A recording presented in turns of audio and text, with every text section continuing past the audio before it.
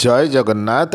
आजिर भिडटे आम रखीचे सरस्वती पूजा रचना 10 धाड़ी रे अवश्य 12 धाड़ी मु करदेची। आम से केमती पॉइंट वाइज लिखा पिला माने देख खातार टिपि रख। माघ मास शुक्ल पक्ष पंचमी तिथि रे देवी सरस्वती पूजा करा जाए। एहाकु सरस्वती पूजा बा बसंत पंचमी बोली कहा जाई थाए। तृतीय पॉइंट आम लिखा सरस्वती विद्यादायिनी होइथिबारु प्रत्येक शिक्षानुष्ठान रे एही पूजा अनुष्ठित हुए। पूर्व दिनरु पूजा स्थान को परिष्कार करा जाई साजसज्जा करा जाए। तापर पॉइंट 5 रे आम लिखा पूजा दिन सकाळु पंडित आसी मंत्र पाठ करी देवींकर पूजा करती।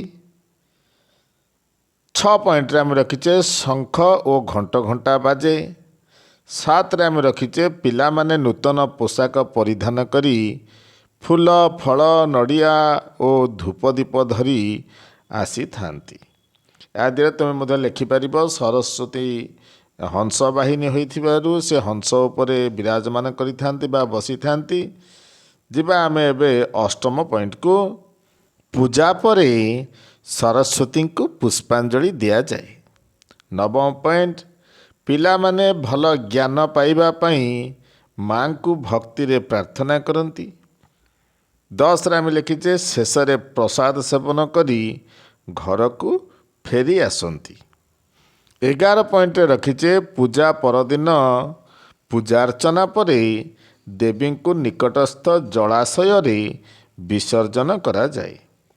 12 पॉइंट रखीचे आम्भे माने भक्ति सहकारे माता सरस्वती को पूजा करी तांको आशीर्वाद प्राप्त करिबा उचित। एही भली भावरे रचनाटी को लिखि अभ्यास कर। भल लगिले चैनल को सब्सक्राइब कर, सांग को शेयर कर। Thank you.